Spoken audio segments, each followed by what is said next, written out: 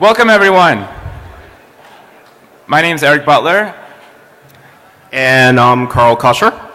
We're here to talk to you about SIM cards. This is a project that started for me last year when I heard about Tour Camp. This is a hacker camping trip. You could think Defcon, but outdoors and with tents instead of hotel rooms. This was the second one. The first one was a lot of fun, and I was looking for a way to get more involved. And I thought it would be great, because it was in the middle of nowhere, to run a cell phone network.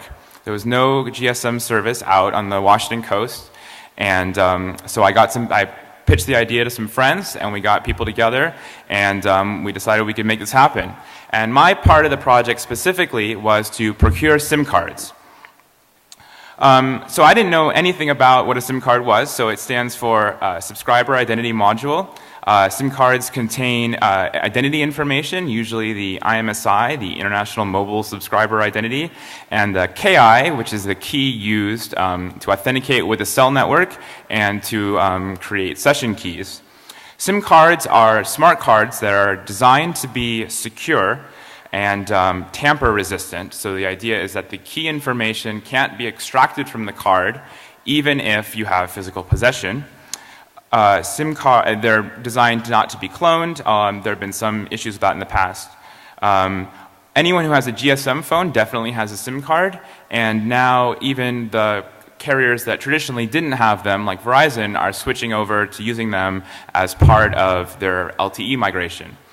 And while I was learning about this, I found that SIM cards can also run apps.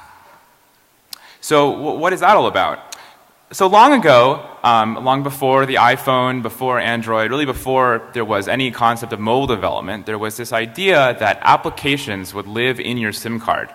And so the phones would be dumb hosts. You could move your SIM card between all these phones, and all your contacts and all your apps would move with it. And the telcos liked this because it put them in complete control over everything that you could run. So fortunately, that didn't happen, and we live in a little bit more open world today. So you might think that this is an obsolete technology, but it's actually still quite interesting because this technology is still around almost a decade later, mostly unchanged. A lot of these standards came about in the mid-90s and still work today, are still supported today by modern smartphones, Android, iPhone. And so I wanted to really understand how this worked and uncover the mystery. And really the motivation was that SIM cards, it turns out, are little tiny computers that everyone has in their pocket that you don't control and may not know very much about. And everyone's walking around with these things.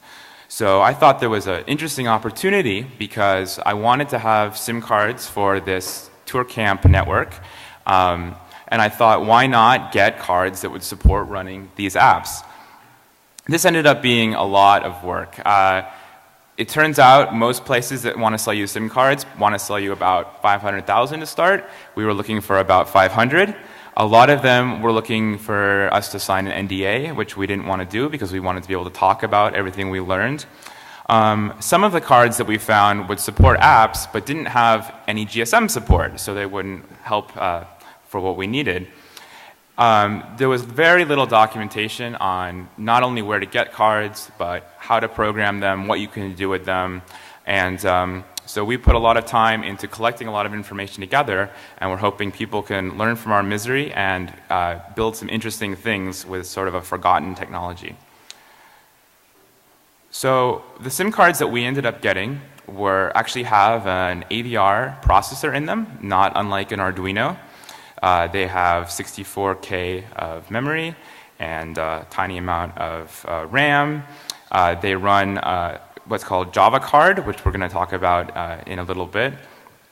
And they're somewhere between 20 and 30 megahertz. So they are definitely little computers, although definitely have a lot of limitations. One of the things that I was really hoping was that when people arrived at the conference, there's a registration tent where you pull up, and this is where you get your badge and the schedule, and I wanted to have the SIM cards right there at the entrance to really encourage people to use the network. And so this is what you saw when you arrived. You had a little packet from us. Our cell phone company was called ShadyTel. And we gave you not only a SIM card, but all of the private key information and everything else that you usually don't have when you get a SIM card from a carrier. So we really wanted to make this a very open thing that people could hack on. The cell phone network was a huge hit. We gave away almost 500 SIM cards, and we had over 400 phones connected to the network. We had a lot of people using SMS saying, "Where are you?" It was a big campground, so people were trying to find each other. We had free outbound calling anywhere in the world, so people were not only calling people in the camp, but also someone called their mom in Australia, and it was really great. So in some ways, our network was more functional than a lot of other networks, so that would have been very expensive to do. And we even had an FCC license for the weekend, so this is like a very legit thing. Thanks. So SIM applications are often called applets. They run on the SIM card CPU completely separate from the phone. In many cases, the phone doesn't even see what's going on. The SIM card has its direct connection to the baseband in many cases, again, without going through the phone's operating system. SIM applications can be remotely installed by the carrier, which we're going to cover a little bit later. And most carrier SIM cards today support the technologies that we're going to talk about. It's very common. Cards can have multiple apps running on them that is managed by a card manager master application and referenced by an AID, applet ID. And on a modern SIM card, the GSM support is basically just another app. So it's written in a similar way to what we're going to talk about today. So what can one of these applets do? Most phones, including modern smartphones, Android and iPhone today, will support basic user interface. It will show up on the phone to display menus, text, you can do user input, you can sometimes play sounds. And this also works on a lot of dumb phones, which is interesting for the developing world. Some phones will let the SIM launch URLs. Some phones you can send SMSs, initiate calls, use data service. You can receive events, so you might, in some cases, be able to detect when the user is dialing something and maybe even rewrite that number. There are a lot of other options. There are over 200 unique features that a handset can declare to the SIM card, this is what I support. And in some cases, you can even run arbitrary AT commands sent directly to the GSM modem. Just a few examples of SIM applets in the wild. On the far left, we have M-Pesa, which is a very, very popular mobile payment system in Kenya with over 15 million users. And almost all of that is based on the SIM applet technology. It's also sometimes used for menus to top up your phone or to get other information. Not very common in the US, but it's much more common in other places. So it's not at all surprising if you've never seen this on your phone if you live here, but if you're coming from somewhere else, you might have seen this before. All right, so how do these applications actually work? So with any good telco technology, it is a maddeningly complex stack of technologies. At sort of the bottom layer is the smart cards themselves, which SIM cards are a particular type of. There's Java Card, which came out of Sun in the late 90s, which lets you write smart card applications with a variant of Java. And this is what most SIM cards support today for writing applets in. There's the SIM Toolkit API, which lets the SIM card talk to the phone and push events and receive events as well. And then there's this standard called Global Platform, which was originally developed by Visa to allow third parties to develop applications and load them onto the card. So a bit about smart cards. They're designed for secure storage and computation. And one of the key ideas with smart cards is that the secret keys do not leave the card. So you can ask the card to do things on your behalf, like sign things, encrypt things, decrypt things. So these are widely used for like corporate logins. US government uses them a lot. They're used for satellite TV. DRM, they're used for eCash in some parts of the world, all sorts of things. And basically the way that these work is that there are these things called APDUs, which are just command and response packets. And typically these are just, a stream of bytes. And you sort of have an instruction, a class of instruction, a couple of 1-byte parameters, and maybe some variable length data. So that's the basic interface that smart cards have. So Java card, it's Java. Not really. So there's no garbage collection. You can call new, but it won't clean up after itself. There are no characters, there are no strings, no floats, and no multi-dimensional arrays. So this gets interesting. And if you're lucky, you might have some ints. Otherwise, you're stuck with bytes and shorts. Of course, there's no standard Java APIs for like file I/O or threads or anything crazy like that. One interesting thing about this is that they envision these cards as being very simple. And so what regular JVMs do when they load class files is they verify that the class files are correct, and so that they can't violate any of the safety and security properties that Java tries to provide. Java cards do not have to verify the apps that are loaded onto them. That is sort of delegated to whoever installs the applications, which, as you'll see later, typically means that you can't load apps onto arbitrary Java cards. There are exceptions, though, so everyone loves exceptions. So that's how you return errors back to the smart card interface. One interesting thing to note when you're developing for these is that instance and class variables are saved in EEPROM. So those survive through power cycles, but they have limited write endurance, anywhere from 1,000 to 500,000 write cycles. So depending on the card, you might not want to update these variables a lot. So how do you actually build these things? So there's some commercial, we looked into how to actually write these apps for our Shady Tail sims. And there are a lot of commercial IDEs for this, but they start around $3,000. So that was a non-starter for us. But as it turns out, you can download the Java Card Development Kit from Oracle for free still. It was kind of surprising, but thanks Oracle for that. You can actually build these with Eclipse. What you have to do is you have to remove the standard Java runtime library and add in the Java Card runtime library so it knows about the right classes and things like that. And then you have to do some craziness with the command line. But we made some tools to make this whole process easier. So what about SDK apps? So SDK apps are generally they are Java card apps, and sort of the way that they work is that they first get loaded onto the card.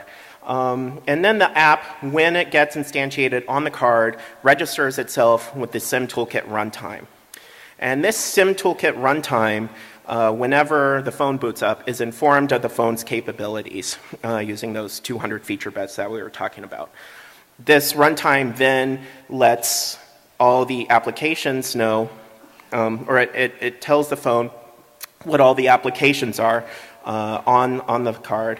And then you have this menu of applications that you can select. And when you select one, it actually dispatches an event to your particular Java card application. And then the app can do some I/O back and forth through the standard Sim Toolkit API. And so basically the way that this code looks is you have a class that has, so with Java Card there are two standard methods. There's install, which is responsible for instantiating the class and registering it with the Java Card runtime and the Sim Toolkit runtime. And there's also this process method, which takes in these APDUs and does whatever computation you need there. For Sim Toolkit, process is not typically used. There's typically process toolkit is called, and these are for events that get delivered from the phone. You can also request a timer event to be sent back to you, so you can periodically wake up. So for TourCamp, what we wanted to do is create some sample SDK apps to get people interested in this and sort of get people involved with the SIM cards. So we had this simple app that we made that said credits on there, and it would bring up this list of people involved in the creation of the GSM network at TorCamp. And that's all it did the first time you run it. But the second time you run it, it would ask if you wanted hints for the crypto challenge that we were running. And the interesting thing about this is that we were able to store the hints on secure hardware, so you couldn't extract them, and we also had some tamper-resistant flags that were stored, again, in secure hardware to mark whether you had viewed any of the hints or not. And as we'll describe later, we also had a way to remotely query what hints people had viewed, although we never got around to implementing that. So what does this code actually look like? I warn you, it's ugly. So if you want to create strings, you might remember there are no characters and no strings, so you have to create a byte array of individual bytes or individual characters. This is by far the most painful part of writing apps, well, except for debugging them. That's even more painful. But we'll get to that. And so basically the way that this TorCamp app works is, so install gets called by the Java card runtime when it gets installed. That registers itself with the runtime, so you can select the app. It also registers itself with the SIM toolkit. And a lot of this code here is just for reference later in the slides that will be available from our website, so you don't have to memorize any of this right now. And then sort of when events get handed down from the phone, you get a single byte that says what kind of event it is. Usually it's like a menu selection or something. And in this case, it checks to see if the hints that were given, if we've displayed any hints. If not, we just show the credits. Otherwise, we mark that this app has been run before, and then we show the menu for the hints. Constructing UIs to send back to the phone is really ugly. You basically have this byte array of type length values, and you have this API sort of that lets you append stuff to this byte array, and you have to send this byte array back, and it's kind of nightmarish, but it works. So that's basically what it's doing here, is creating these menu items and sending it back to the phone. And then also that remote query capability. We use the standard Java card process method to expose an instruction that would let you query the card for what hints had been viewed. So to build Java card apps, you have to target an older version of Java, but you start out using a standard compiler, so targeting 1.1 bytecode and 1.3 source compatibility. Once the standard Java compiler creates the class file, you then need to convert it to something that is compatible with Java card, and the SDK includes a tool to do that. There's an application ID we mentioned earlier that you can have multiple cards or multiple apps on a card, so this is where you specify the ID that your app is going to use. A cap file is similar. At the end of that, it creates a cap file, which is sort of similar to a jar file. It's a zip file of bytecode. And we've created make files and other scripts to make this all much easier, so you don't have to remember any of these commands. You can just type make and it'll go. One of the big questions that I had when I started this project was, how do we actually communicate with the SIM cards physically? And I found that really there are two types of readers that you have to consider. The most common type is called PCSC, PC Smart Card API. These are usually designed to be used with full-size smart cards. So, sometimes when you get a SIM card, it comes in a full-size card and you punch it out. What we usually do is we save that plastic housing and put a piece of tape on the back so we can put the SIM card back in when we want to interface with it. These are the same types of readers that you would use for any other smart card, for corporate login, for VPN access, anything like that. The other type of reader is a serial reader. These are usually smaller and are just the size of a standard size SIM card. They're often sold for backing up like the contacts on your SIM card, but I don't really think anybody does that anymore. But they are cheap and easy to get. It doesn't really matter which reader you get, but the PCSC readers are more compatible because if you're going to try to use any official software, commercial software, it's almost certainly built for that API. And there's also an open source stack for PCSC that a lot of tools use. So I highly recommend getting one of those. The reader I use is this one. It was $8 and it folds up nice and small, so it's very convenient. So at this point we had written some horrible looking code. We had compiled it with the Java compiler. We had converted it to this cap file. And so we felt like we had this thing ready to go. We had some SIM cards, but we couldn't really get it to load. We found a lot of references to a tool called GP Shell, which is Global Platform Shell. Couldn't get that to work. This is sort of a funny story. Our SIM vendor, so we asked them, hey, what software do you use? And they sent us back a screenshot of this very simple app with like, choose your file, choose your reader, and hit go, and it will do it. And we said, oh, great, can you send that to us? Oh, no. Is it available anywhere? No, no. And then eventually they offered us, oh, okay, for $600 we'll send you this program that we didn't write and we don't own the copyright to. So we decided not to do that. And so we kept looking to see what else was out there. And we had to start digging into a little more details on the communication protocols that are used to interface with smart cards. So this program that they were trying to sell us was called the SIM Alliance Loader. And they had V1, but SIM Alliance had come out with V2. And the SIM Alliance is basically an industry group which advocates for using apps on SIM cards. And they have a bunch of tools. The SIM Alliance Loader is this crazy Windows Java app that is really intended for experts. It is clearly designed for people who know what they are doing, which means not us. So we spent a lot of time figuring out how to actually configure the right ticky boxes and settings to get our apps to actually load.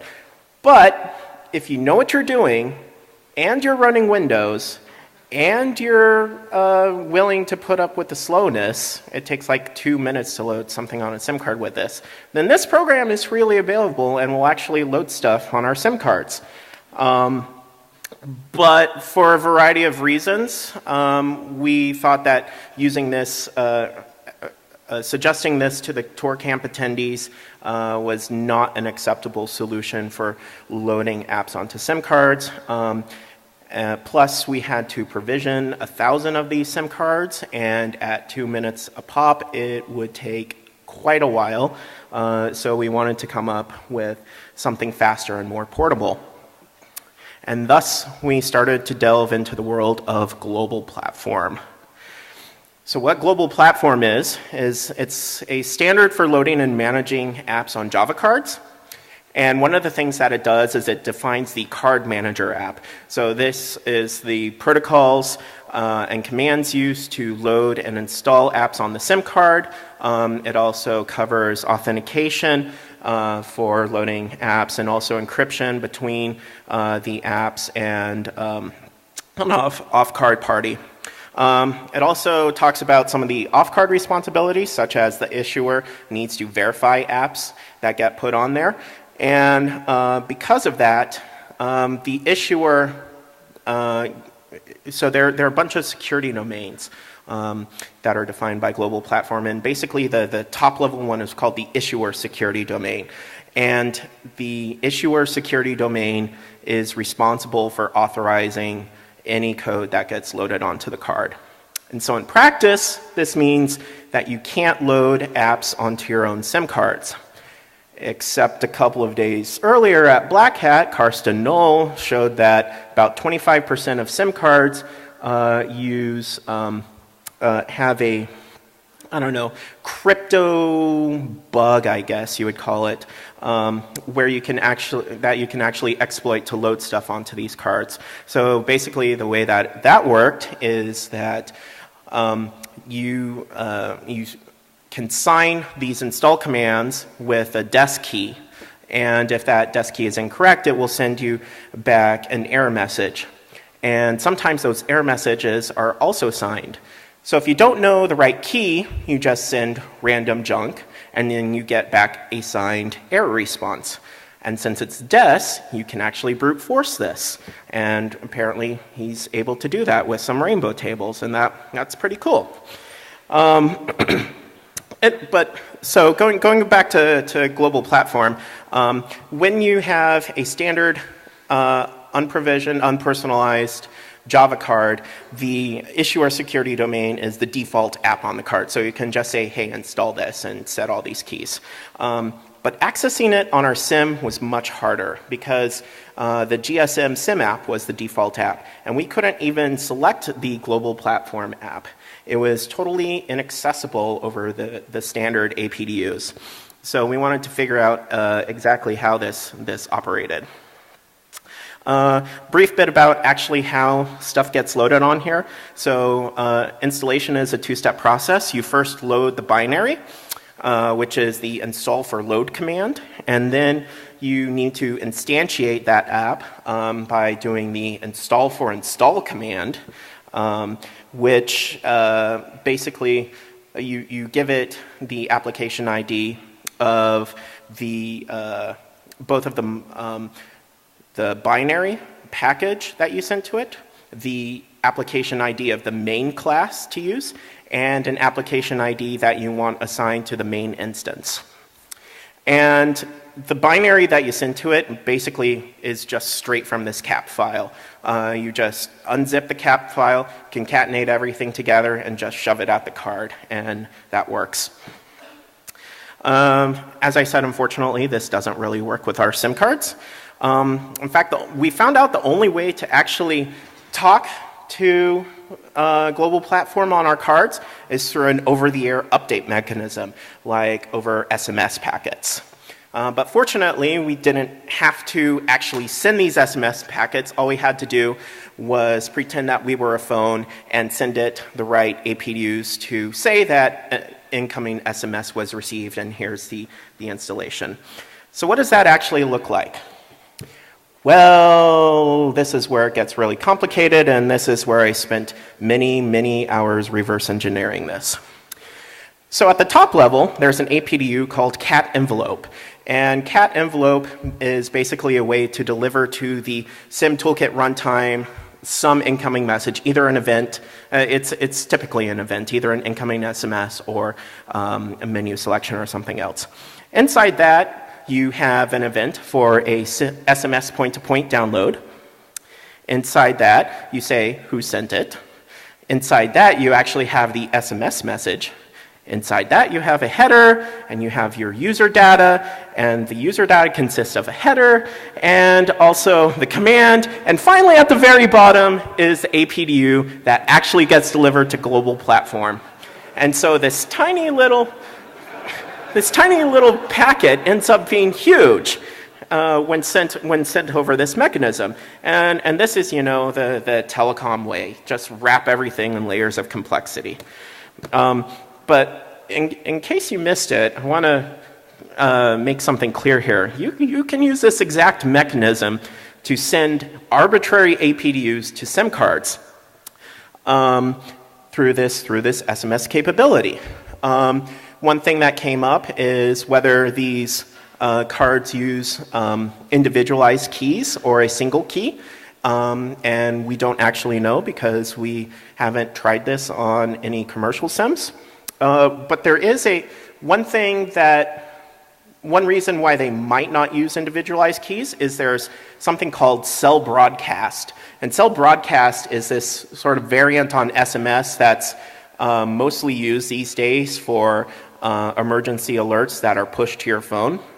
And so it's basically a broadcast SMS. And so carriers could actually use this to broadcast installation messages and push apps out to your phone. As I said, normally you need to authenticate to do this. If you want to learn how to do it without authenticating or knowing the private keys, go see Carson Knoll's talk. So once we reverse engineered how this actually worked, we wrote this Python script that works on OS X, Linux, Windows. It just works everywhere. And it's kind of easy to use. To load a application on the SIM card, all you have to do is just specify what interface you want, PCSE or serial, and say -L for load, and give it the cap file, and it loads it. Instantiating is a different story, and this is all SimToolkit's fault and Java Card's fault. So basically what you have to do is you say, I want to instantiate this. Here is so the module ID is the application ID of the main class that you want to use. The instance AID is used for selection of that applet outside SimToolkit. You have to tell the installer that this is actually a SimToolkit app and you would like that to be registered for SimToolkit as well. You have to tell the SimToolkit runtime how many menu entries you want in that main application menu. You have to tell it how many characters your biggest menu entry is. And you also have to tell the card exactly how much memory you need, both in RAM to install the app and in the EEPROM for all the instance and class variables. And you can specify more than is necessary, like we always specify hex 100 for 256 bytes. But this is sort of the way that cards manage their memory resources. And then, of course, you can also just list the applications on the card with -T. And there are a bunch of different commands that this app also supports, such as updating the phone book and, what? How are these guys doing so far? Hey. So the Defcon experience includes a lot of different things, but one of it is cutting-edge technical talks. It is very hard to get accepted as a speaker. The bar is very, very high. This is their first time, so give them a big round of applause.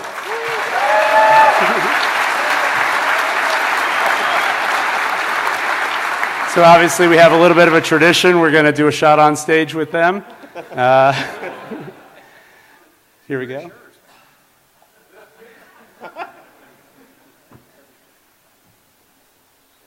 Cheers, gentlemen. Cheers.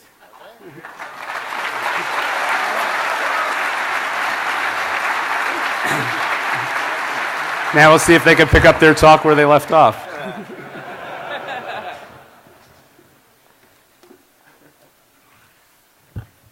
All right, so how do you know if this works? We have to do this shit all day, so. How do I become a goon, is my question. All right, so how do you know if this actually works? What? Oh, this is your slide. Okay, apparently the shot's already going to the head. So after all this work of going through the steps of writing the code, compiling it, converting it, learning the protocols on how to install it, we finally had something that appeared to succeed.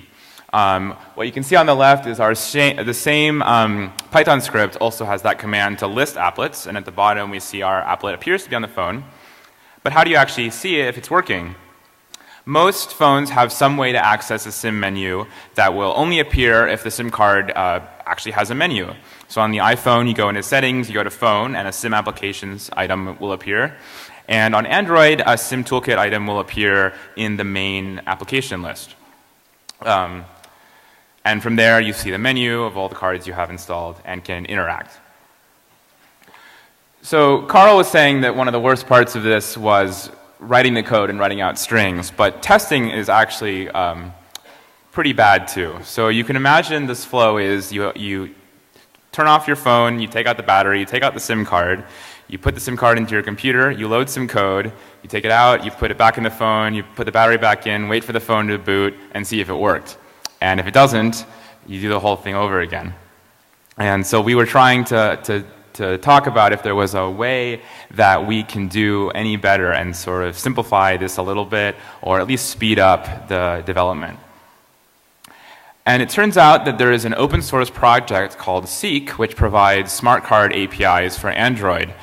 This can be used for talking to the SIM card, talking to other types of smart cards like SD cards that have secure elements inside them. And they actually have patches to the Android emulator. And so we got this work, we tried this out and it works. So you can get a PCSC smart card reader, like we talked about before, plug it into your computer, start the emulator, and the SIM toolkit icon will show up, and you can talk to your SIM and test your apps that way without needing to constantly swap between a computer and between a phone. The Seek project only provides this as patch files, but we've gone through the trouble of building it. We have binaries for all platforms, and the website for the talk at the end has all that. Another thing that we were wondering about is, could we use the phone as a reader? This is my slide. All right. Karma's a bitch. Yeah. All right, so one of the ideas that we also toyed around with is that, you know, since everyone has these phones, they already have these SIM card readers, why can't we just use the phone for these readers? As it turns out that most radio interfaces don't actually let you talk directly to the SIM, and this is mostly a good thing because if you're able to talk to the SIM, then you're able to authenticate to the network and do all sorts of nasty things. But in Europe, particularly, there is this method called the Bluetooth Remote SIM Access Profile or Protocol.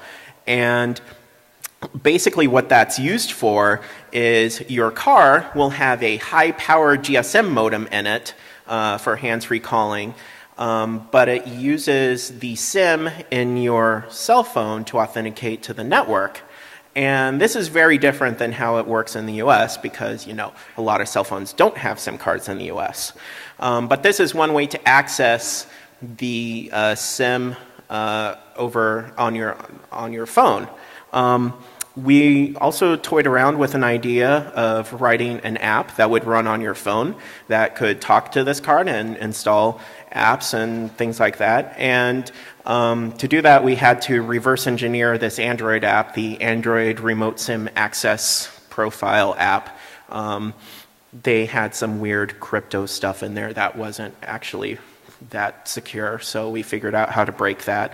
But we didn't actually get this up and running just yet. By the way, very bad idea to install this on your phone. It creates a socket that the radio interface uses that just exposes the SIM card to any app. No permissions needed or anything. It chmods it 666 or something. It's kind of crazy. And so any app can do anything at once.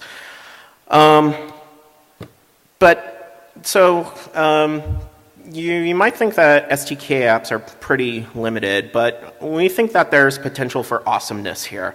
So one idea that we were talking about is having an SMS botnet.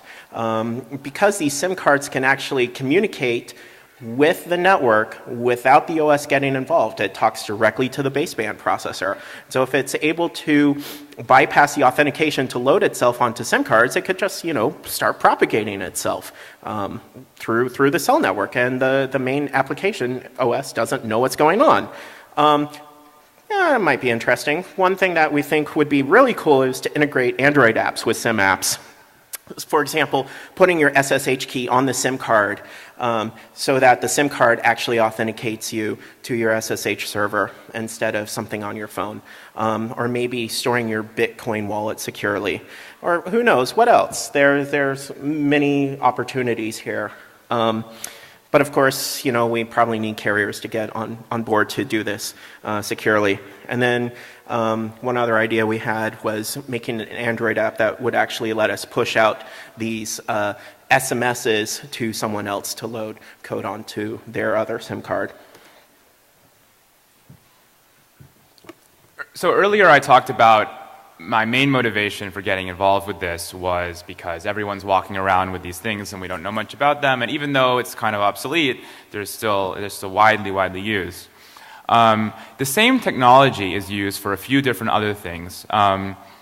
There is a little bit newer protocol called SWP, Single Wire Protocol, and this actually creates a direct connection between one of the unused pads on the SIM card and generally an NFC controller in a phone. And this is intended to allow NFC payments completely separate. It allows you to do NFC payments without the phone being involved. So your SIM card can basically have equivalent to like a MasterCard or Visa PayPass applet running on it. And when you tap your phone, the NFC controller will talk to the SIM card directly and authenticate that payment without the OS being involved at all. And so the idea there is that it might be a little bit more secure. This is actually used by a company in the US called ISIS, which is doing a very, very slow rollout over the next year or so. This is a combination of the telcos and the banks, and it's not really clear anyone cares about this, but they're using SIM cards to power this, so it's interesting to know how this all works. And I talked earlier about how SIM cards and SIM apps were sort of initially going to give control of this whole thing to the carriers. This is sort of a way that the carriers are trying to go back to those days by controlling this one little thing, payments. They can charge whatever fees they want. They control who can use it and how it works. Another technology that is quite similar is the secure element found in many Android phones. This is often part of the NFC controller. It's similar to the SWP interface used with SIM cards, but it's often just in one housing. And this is basically a little tiny SIM card inside your phone. It generally supports Java card. It might be based on global platform. And so all the same sort of things we've talked about with how to write apps, how to interact with them, is the same for this thing in your phone. So if you have one of these, you now have two little computers in your pocket that you may not control. This is used by the ISIS competitor, Google Wallet, and that's how it does the secure credit card emulation. So we think that even if SIM cards are possibly a dead end for writing software, and I think that there's still a lot of potential there. There's still push by these manufacturers to keep this technology relevant and to try to do new things. So it's not going away anytime soon. We've hopefully made it easy to get started if you're interested and intrigued, and I hope you are. There's very few hardware requirements. It's not an expensive thing to get started on. The readers are usually less than $20, and it will work with pretty much any phone. We have some extra SIM cards, and we don't have anything official set up, but we're hoping to do some sort of EFF donation for them, so please come see us if you're interested in getting a hold of these. As I mentioned earlier, it was quite difficult for us to get even mid-sized quantities, so individual quantities of these is pretty hard to find. We've put up a website for the talk with these slides, lots more technical info, all of our code, our make files, our Python scripts, those binaries for the patched Android system, and a whole lot more. And there's information on how to get in touch with us. Thank you for coming, and I hope you will join us in hacking on SIM cards.